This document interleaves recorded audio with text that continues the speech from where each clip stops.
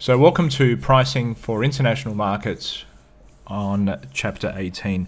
The chapter covers quite a few things. Bear in mind this might be a long lecture. Let's see how we go for timing. So the outline of the chapter focuses on the pricing policies. So some of the objectives, also parallel imports, moves on to then approaches to international pricing. So full cost versus variable cost pricing, and skimming versus penetration pricing. The next part is price escalation. So here we'll focus on the costs of exporting, taxes, tariffs, administrative costs, inflation, deflation, exchange rate fluctuations, varying currency values, middlemen, transportation costs. We'll look at some of the effects of price escalation. We will then look at some of the ways of approaching reductions in price escalation. So how can we lower the cost of goods? How do we lower tariffs? How can we try and lower distribution costs?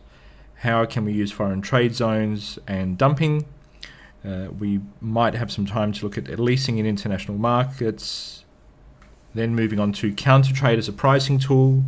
So focusing on some of the problems and the internet and counter trading. Looking at then price quotations, administered pricing, so cartels and government influenced pricing, and then also how to get paid.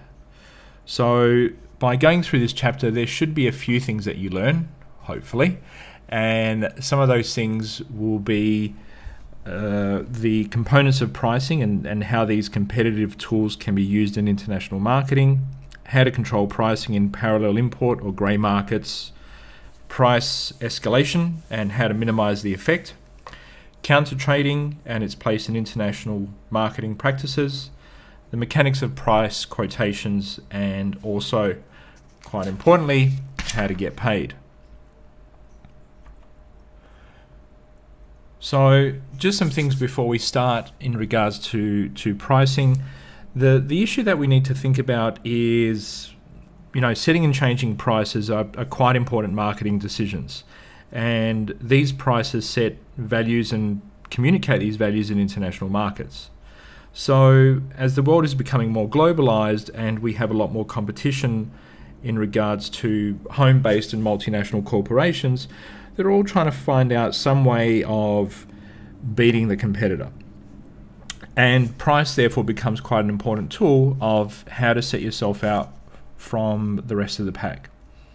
Now, whether a corporation is exporting or managing overseas operations, the role of the marketing manager for pricing is to work out how do they set out pricing in these multiple markets and how are they going to deal with things like tariff costs, attitudes, fluctuations of currency, and another whole range of things that they need to take into account.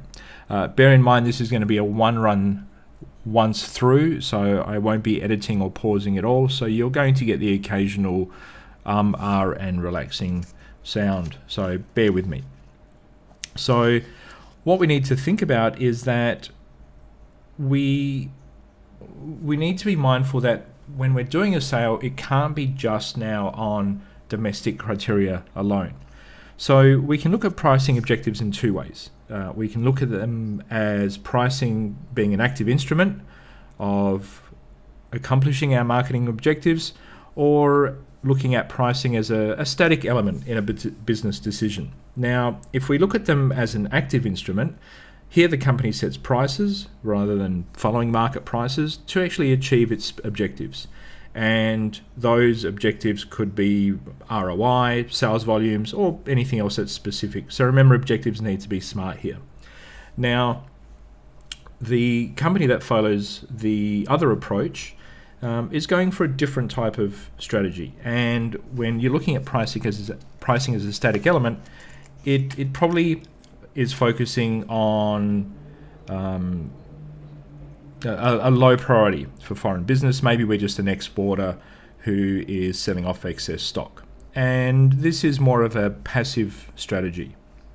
So the more control we have over the final selling price of a product, the better we're able to achieve our marketing goals. And keep in mind though, sometimes controlling in prices is not always possible. So that, in regards to exporting, what we're trying to do is focus on how do we actually get the product from our corporation and wherever we're making it into a different place. And there's obviously costs that we need to take into account. Now there's a range of costs. You can see, for example, by this diagram here, that oil actually does have choke points. This is an older diagram from 2013, but you can see that quite a lot of the oil is still moved in sea trade routes, and I think that'll be the way it still continues on in the future anyway. So price escalation is slightly different. So just bear with me as I run across to that.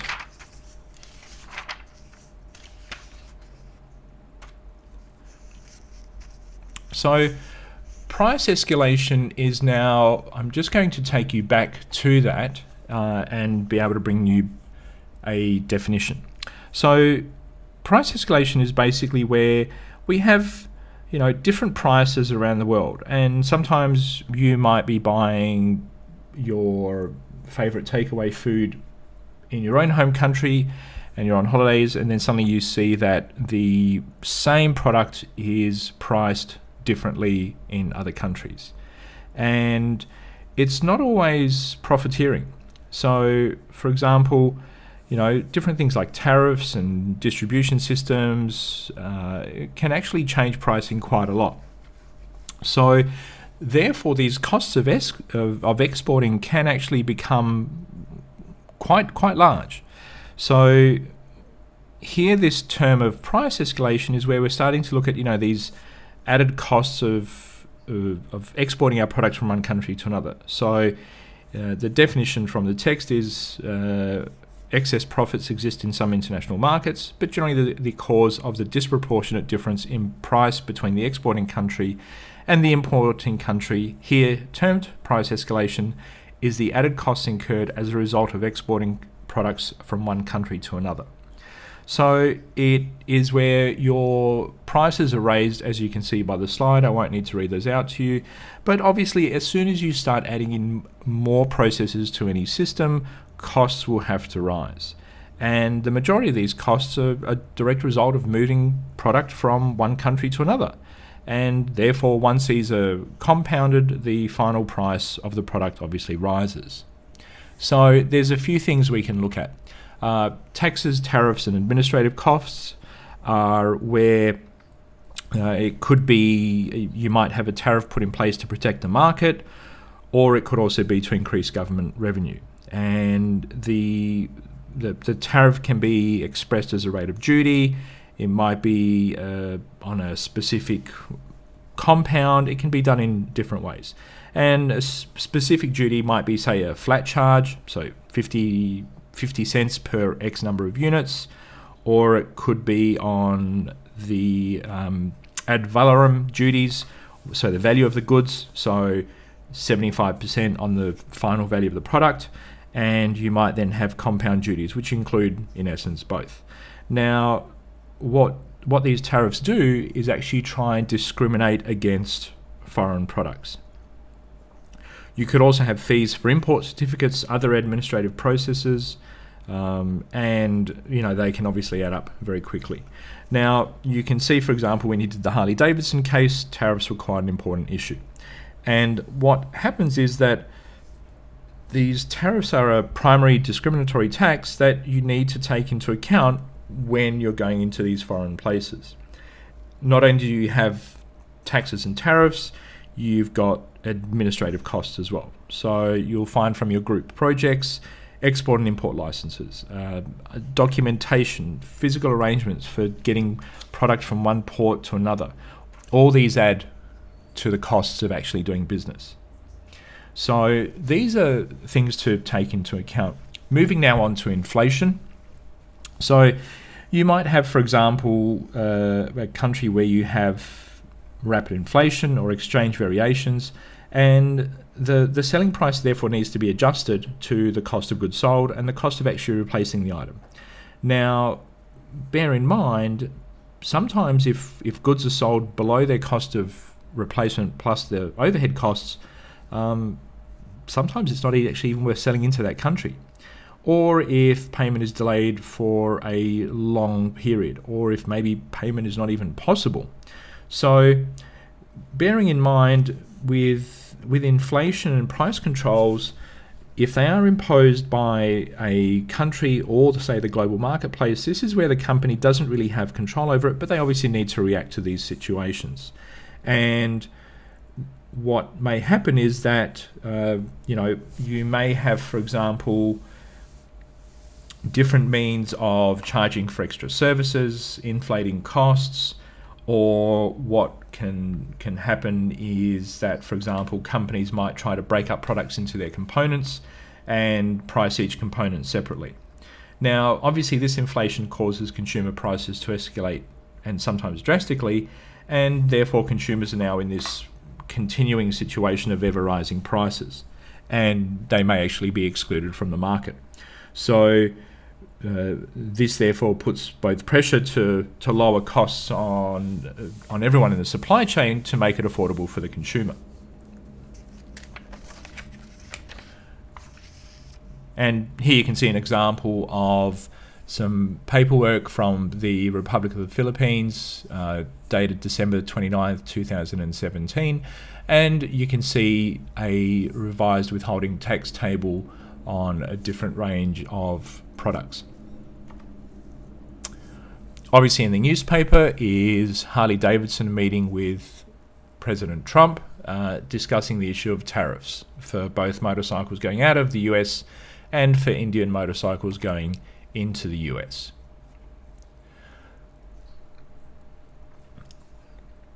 So here we have some possible issues in regards to price escalation. So with middlemen and transportation costs, obviously the longer the channel length, the more people involved, and therefore obviously the more that people start charging for administration fees, and you can have large rises in price. So for example here that you may have, if you are, say, exporting your product overseas, your channel length could vary and the marketing pattern could also vary. But generally in most places, channels are longer and middlemen margins are higher than what we're used to seeing in, say, the West, like Australia or the US. And remember, your textbook is focused generally on this chapter on the US. Now, this range of different middlemen means that as a producer or a manufacturer or a holder of a brand, when you're starting to export, if you're not used to these long processes and long chains, the cost of the product can actually rise dramatically and you might not be used to it. And because you have more than just this issue of long channels, that in especially underdeveloped countries, sometimes you don't actually have the situation of organized channels, and it's difficult to get your product from you'll see in a second, from your factory to the actual customer. So your corporation might have added expenses for warehousing, handling of extremely small shipments. They may even be refused. You may have to even finance the middlemen who don't have financing. And because it's quite difficult, especially in underdeveloped countries, to source data on the middlemen, sometimes it's a try and see what happens approach, and that can sometimes get very expensive very quickly. So, remember, exporting will incur increased transport costs when you're moving one product from one country to another. If you're going over water, then you're going to take into account things like insurance, packing, handling, and those things increase the price dramatically. And for example, you wouldn't generally have to add shipping it on an ocean liner across half the world if you were buying those products in the countries they're based in. So these things can inflate the final price pretty quickly. So here you'll see a diagram of from the seller to the buyer and all the multiple steps that go into having our product move from production to working out how we're going to mark up the pricing, to packing for distribution, preparing it for transport, moving it, clearing it through customs, assuming we're using a ship, getting it onto the boat, moving it across the world, having it insured, then having it unloaded, moved, cleared by customs, paid tax and unloaded. And this is obviously just one of the processes. You can see that there would be obviously processes pre and post this as well. So here you can see some sample effects of price escalation, and this is taken from Exhibit 18.2 in your textbook, sitting on page 568. So obviously we have a few approaches to reducing price escalation, and we'll run through those processes now. So we've got three methods that we can use: lowering the cost of goods, lowering tariffs, and lowering distribution costs. So the first one, lowering costs of good, is where if we can, as a manufacturer, lower our price, then that effect is actually felt through the chain. So one of the reasons for manufacturing in third world countries is sometimes that the cost of manufacturing can be dramatically lower. So wages for manufacturing could make a difference here. You can see, for example, there's a range of companies that will move their production bases around the world wherever they can actually have cheaper manufacturing. Now, one of the things that you need to think about is, obviously, does country of origin play a part in how the brand is viewed?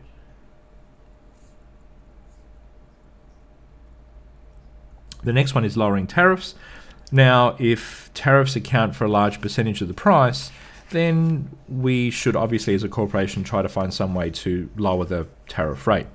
We could try to reclassify our products into different types of classifications.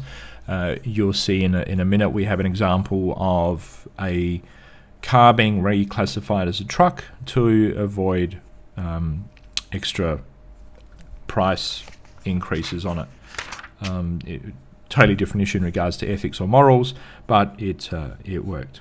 So if we look at this, then it might be also possible to look at how we actually brand our product and what it is. So, for example, you'll see from the textbook, there's an example of where a piece of footwear was seen as different between foxing and fox-like. And obviously this on athletic shoes makes quite a difference. So one way of protecting the footwear industry from an onslaught of cheap sneakers from the East was that they were able to have a tariff schedule that any canvas or vinyl shoe with a foxing band, a tape band attached at the sole and overlapping the shoes upper by more than 1/4 inch, had to be assessed at a higher duty rate.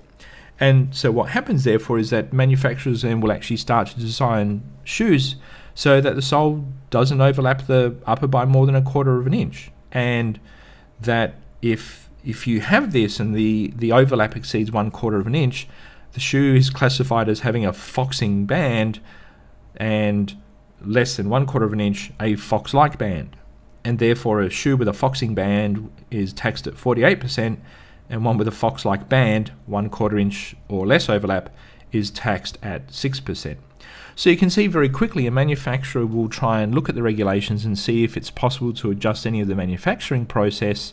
And obviously if this does not have a detrimental effect in regards to the brand image or how the customer sees the product, or also bear in mind that it's not only how the customer sees the product, but how that customer actually uses the product, it is sometimes worth to then adjust manufacturing. You have differential rates in regards to fully assembled, ready-to-use products and those requiring assembly, or anything that requires processing, or anything that requires, say, locally manufactured components. So, for example, remember when you did the case study on Harley Davidson, there was a drastic difference in regards to the tariffs. So another way is to actually now lower distribution costs.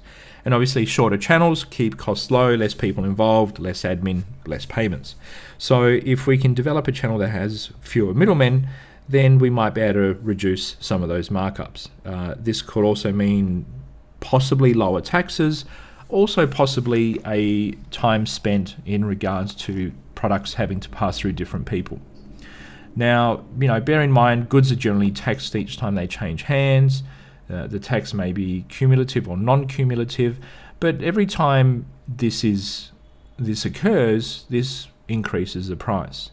And what we're trying to do is, by trying to decrease the amount of processes that it needs to go through for middlemen, we might be able to control our pricing a bit better. The other thing is using foreign trade zones. Now,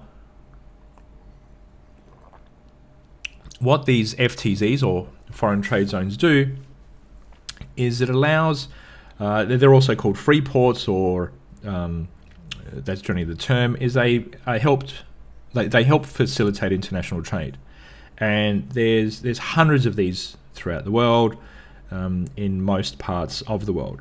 And what these do is that in a free port or FTZ, payment of import duties is postponed until the product leaves the area and enters the country. So it's almost, think of it like a tax-free enclave, and it's not considered part of the country as far as import regulations are concerned. So using these can, in some cases, help control price escalation due to all these layers of duties and taxes and surcharges and freight charges and all these other charges that come into it. And you'll actually find it's quite interesting, some people will actually hold works of art in these FTZs and store them that way. So what might be possible for a corporation is that you could ship unassembled goods to an FTZ in an importing country, and you can lower costs through a various number of mechanisms, such as your tariffs might be lower because the duties are typically assessed at a lower rate for unassembled versus assembled products. You might have labour costs lower in the importing country, so you'll have savings in regards to the final product cost. You have ocean transportation rates are affected by weight and volume, so if it's unassembled, it could qualify for lower freight rates because obviously you're not shipping air, you're actually able to pack a lot more product into the shipping containers. And there's a huge amount of information available online in regards to shipping container cost and time periods for getting products to any part of the world. You could also have that if local content, such as packaging or component parts, are used in the final assembly, then you might also have reduction in tariffs that way. So all in all, foreign or free trade zones are an important way of controlling price escalation.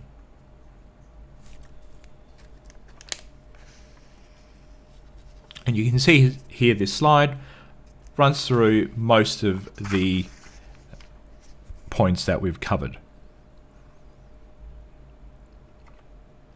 So here is a map, obviously not to scale, and it's showing us the different foreign trade zones in the US.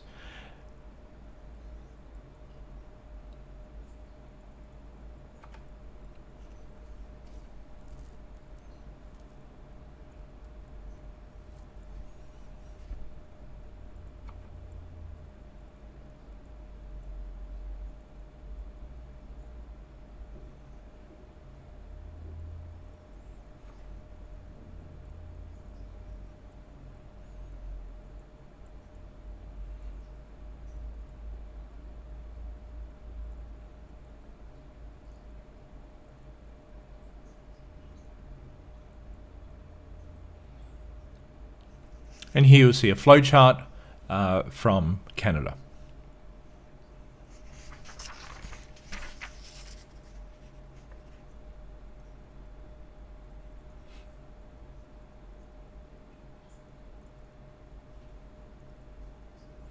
So, as we've talked about, in regards to managing price escalation, there are two broad approaches.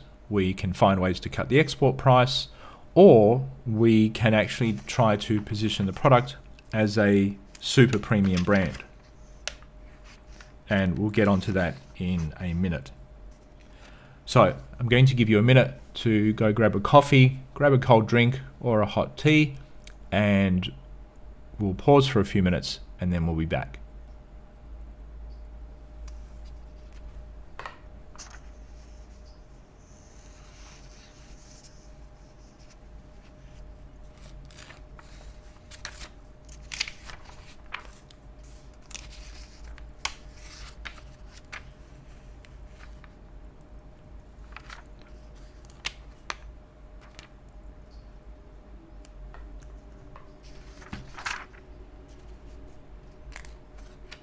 Okay, and we're back.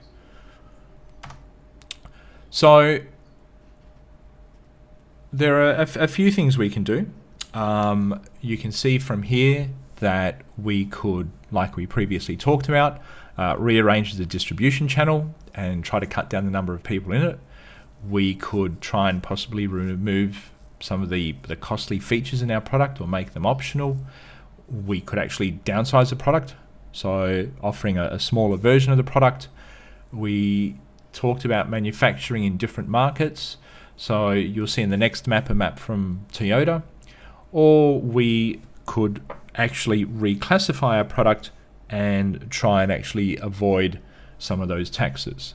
So here where Land Rover increased the weight of its Range Rover, so they were reclassified as a truck and escaped the tax.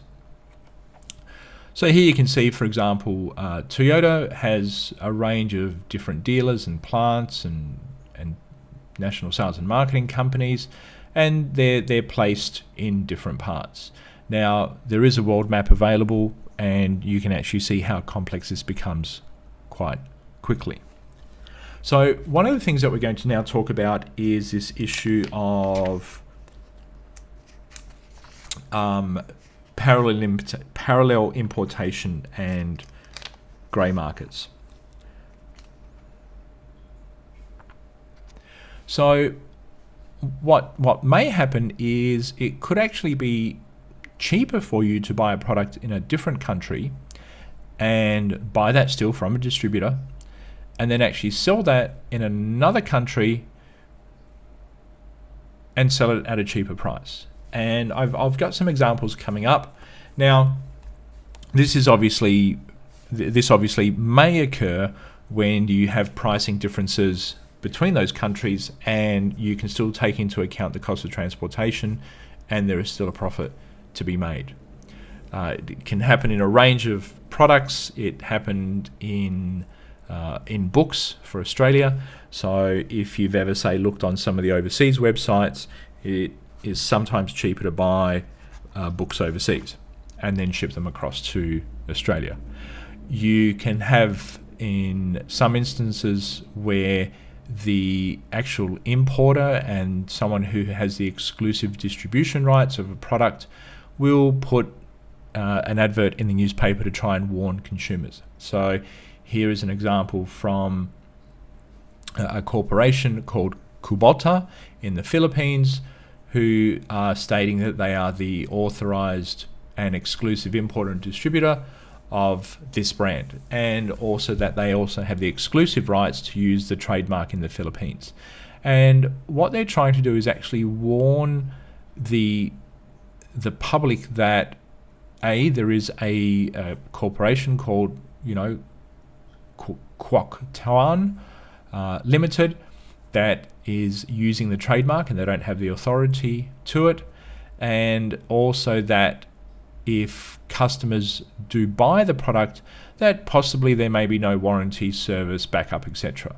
And you can see here that the company Kubota Philippines is also asking for damages and attorney's fees. So here is an example of a drug, Losec, that sells for $18 in Spain, $39 in Germany, and this would obviously be quite easy to pack and ship. And here you can see Plavix is 55 in France but 79 in London. So what may happen is that you might have an intermediary buying products in a country where it's less expensive and then diverting them to countries where the price is higher and making a profit. Now, what we can try to do as a corporation is have something like exclusive distribution.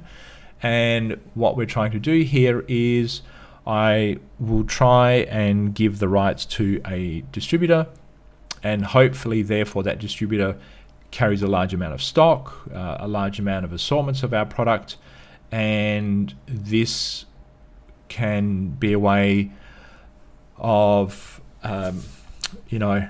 creating a favourable condition for parallel importing though.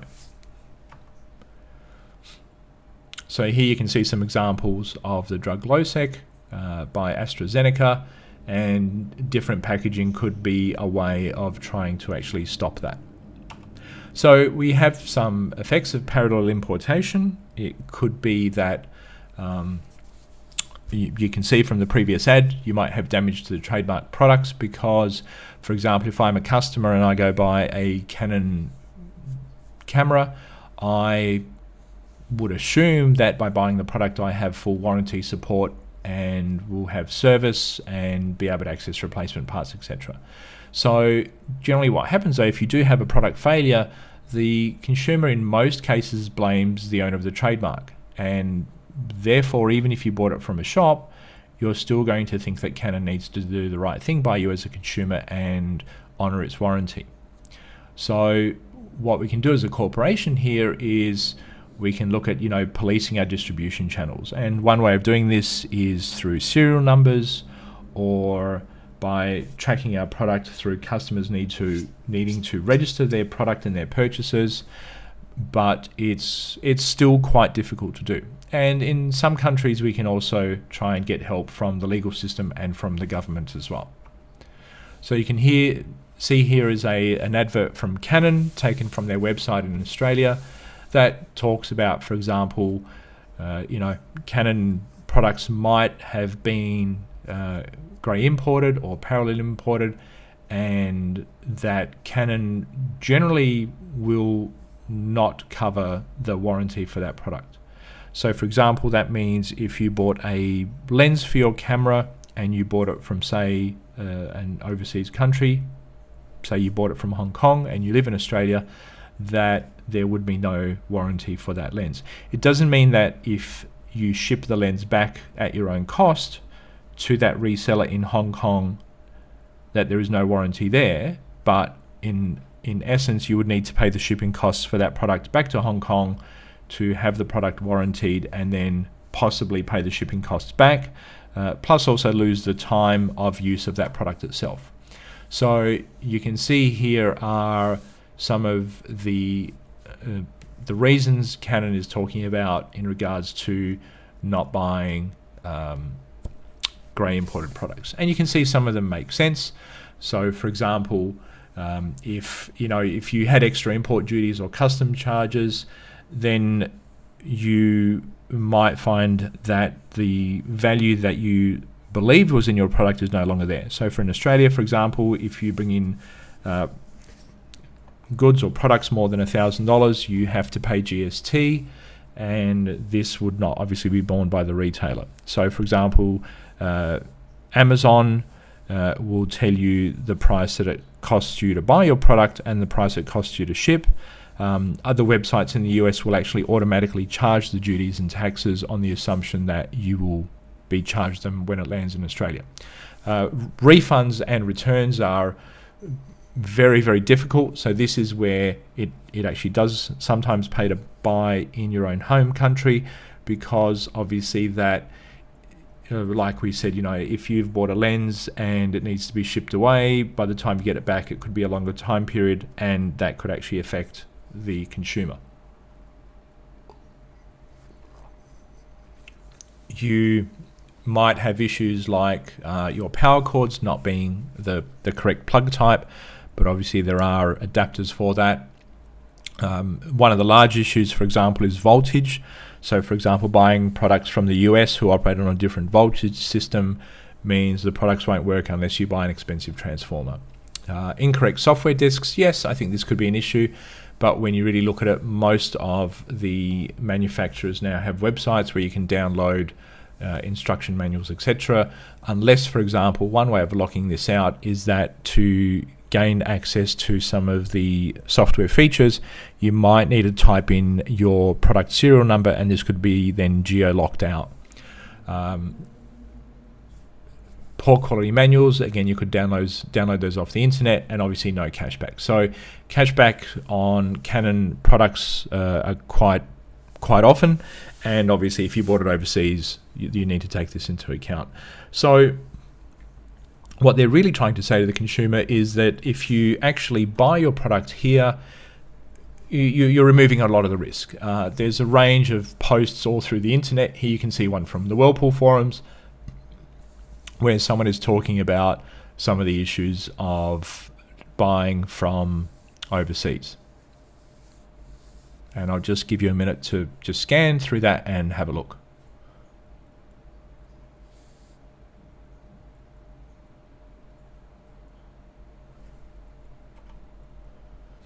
Now, one way corporations can try and protect themselves is through government bodies. Say here you have the front page of IP Australia, and this is where you can actually register trademarks, as well as a range of other products as well, so things like patents, etc. So here you can see a slide on the grey market for brand name goods in China, where a manufacturer will ship the products to the brand. The brand then ships them to authorized distributors and outlets, but you'll find that some of those middlemen will then actually sell to grey market vendors at discounts to fill quotas or gain commissions or sell stock that hasn't moved. And then these go into a system where, sometimes, consumers will buy them at cheaper prices than they can get at the official stores.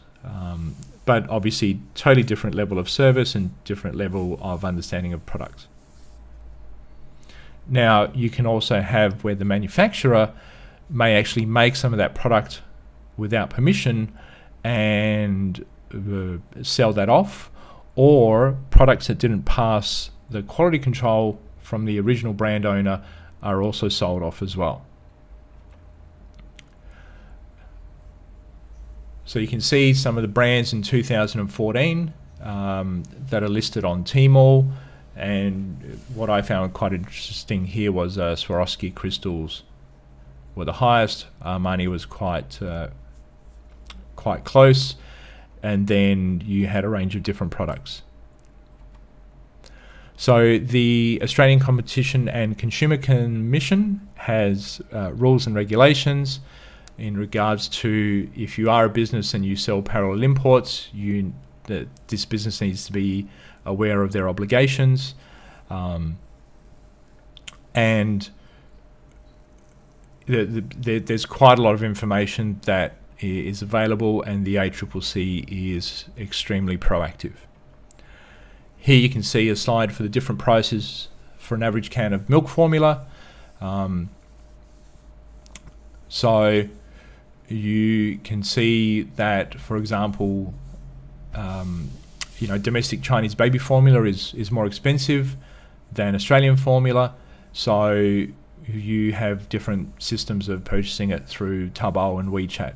And you can see that, Australian formula bought locally was $19.80, bought on Taobao was $32.40, and Australia formula bought in China was $48.57. So you can see the range of pricing there, and also remember these prices are in US dollars as well. And there's a link to one of the sites.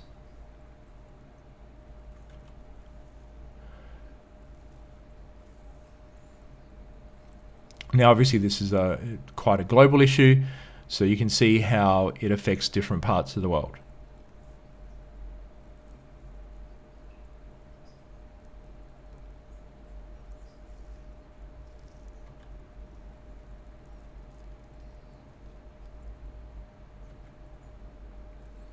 So some questions that you might try to consider asking yourself are, what makes a grey market thrive and possible? What are some of these problems of grey markets? What are the benefits of grey markets? And how could we try and control grey markets? So I'll give you a few minutes to have a break and then we'll move on.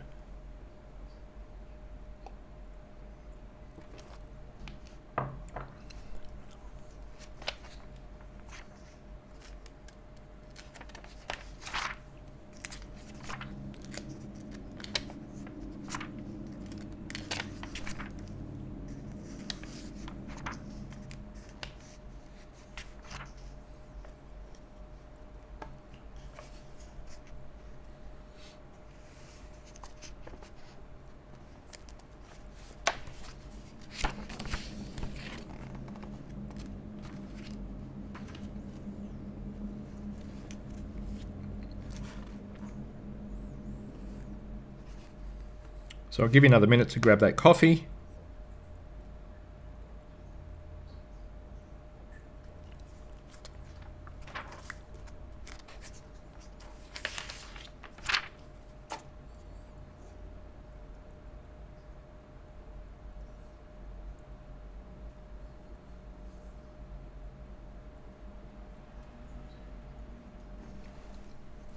So we're now on to the last part of the lecture, transfer pricing.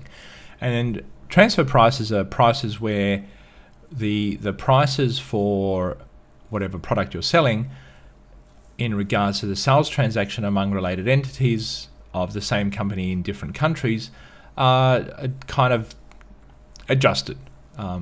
So you can see some of the key drivers here, the market conditions in the foreign country, how much competition there is there a reasonable profit for the foreign affiliate, domestic taxes, the conditions economically in the foreign country, are there import restrictions and what are they, the duties from customs, price controls, taxation and exchange controls. So multinational corporations need to take into account some of these following issues when making their pricing decisions for transfer pricing. So in regards to tax, what we'd like to do is actually recognise our expenses in high tax countries and recognise our revenues in low tax countries, because this is one way of maximising our profits. We can look at things, for example, like local market conditions. So the ability to expand our market share in a new market. What we might actually do is initially underprice intercompany shipments to start up this subsidiary. We could try to take account market imperfections. And now these market imperfections, though, might actually restrict our ability to take those earnings and move them out of the country. We need to take into account the issue of joint venture partners. Obviously, if we have a joint venture partner and they're located in that country, we need to be mindful of their concerns as well. And most importantly is the actual morale of our staff.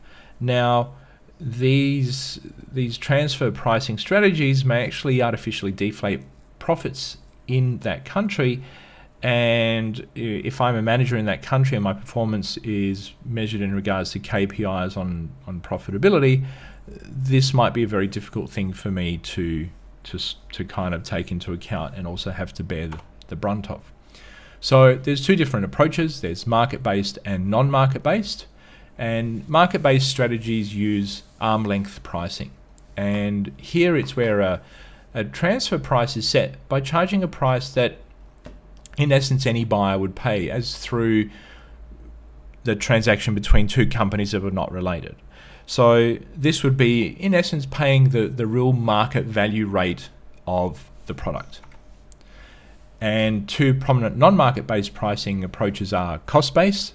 So this is where we basically work out the cost of the product and then we add a markup to those costs, or negotiated pricing, where we have a pricing structure negotiated between country affiliates. Now, cross-country tax rates and their differences encourage many MSCs to actually set up transfer prices that will shift their profits from high tax to low tax countries. And you can see, if you do a quick search through the internet, there were a large number of cases in regards to Google and Apple and other corporations doing this. Now, bear in mind, at the same time, these MNCs actually do need to comply with the tax codes of their home country and the host countries involved. So, for example, knowing where the headquarters is quite an important issue here. And what we recommend is that to avoid investigation by tax authorities, that corporations should actually set transfer prices as close as possible to this basic arm length standard. So here you can see how Ireland was able to give illegal preferential tax treatment to Apple, where the profits from European sales were actually recorded in Ireland, and then payments were sent to Apple in the US to finance research and development.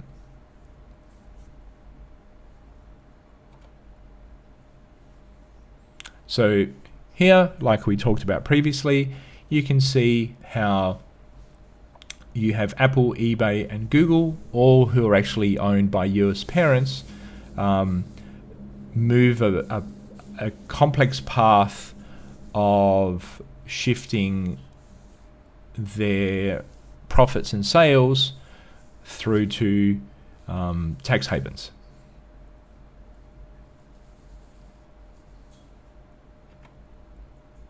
So there are some decisions we need to make.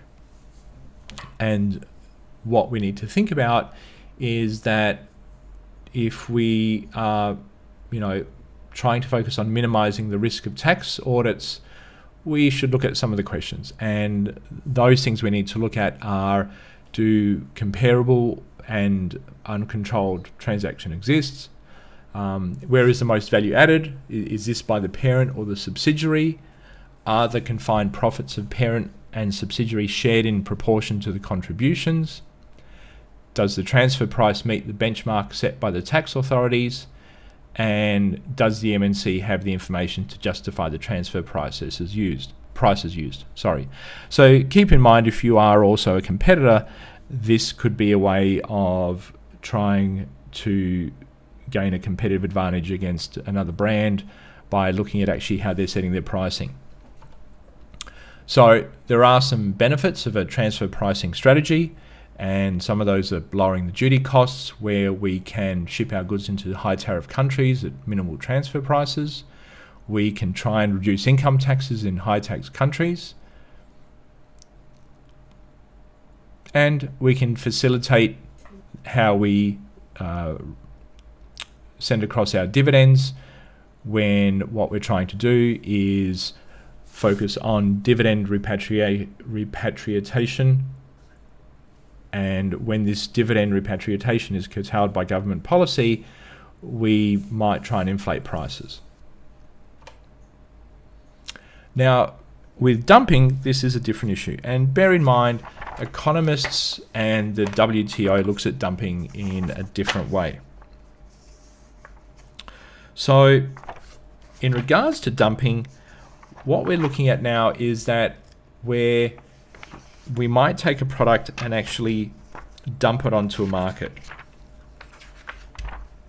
So what sometimes happens is that we might, for example, have an economist who looks at dumping in a way that it classifies international shipments as dumped if the products are sold below their cost of production. Now, another approach is where dumping is characterized as selling goods in a foreign market below the price of the same goods in the home market.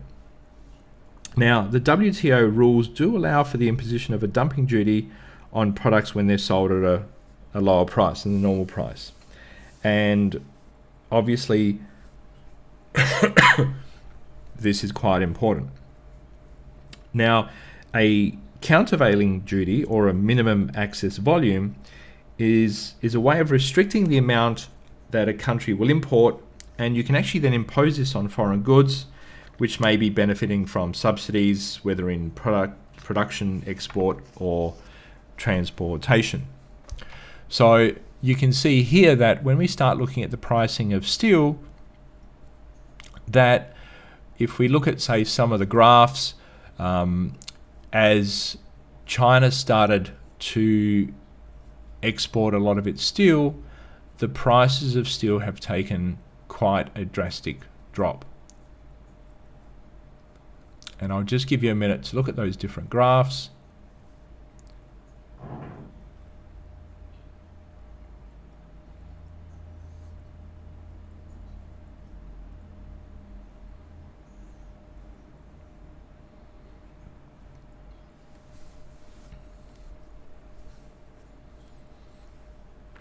So for example, here you can see a letter from William Dartmouth, and the first line in regards to a member of the European Parliament is that imports of steel from China entering the UK are being sold at a price lower than the cost of production.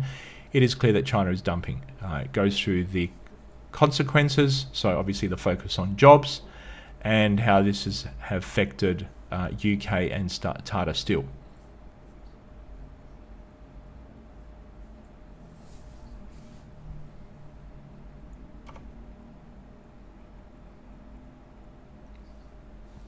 So I'll give you a second to grab another drink, and then we'll move on to counter-trade agreements.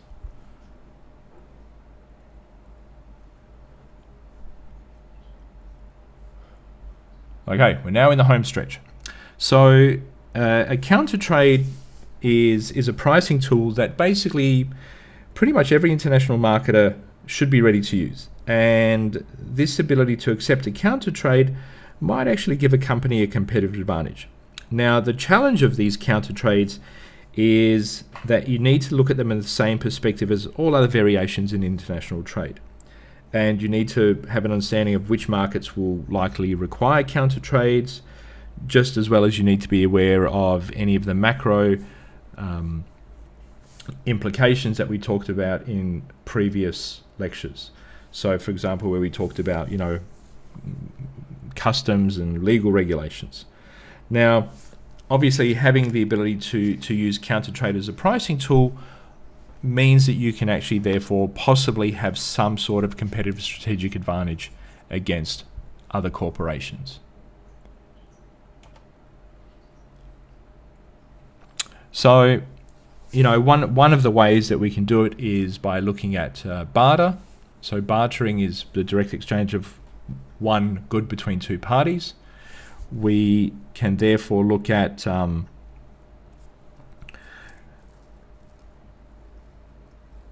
of the issues for this, though, is if I'm a government, how do I tax this issue of barter?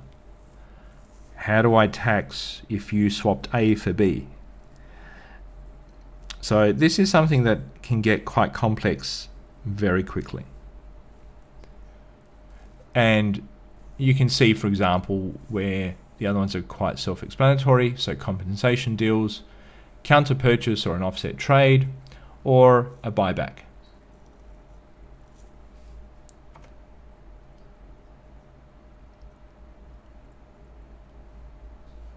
This diagram shows some of the classifications of forms of counter trade. So we're near the end, and what do you need to think about in regards to this is, if you are going to be asked a question in an exam on pricing and how important pricing is, that you understood the different machinations of pricing.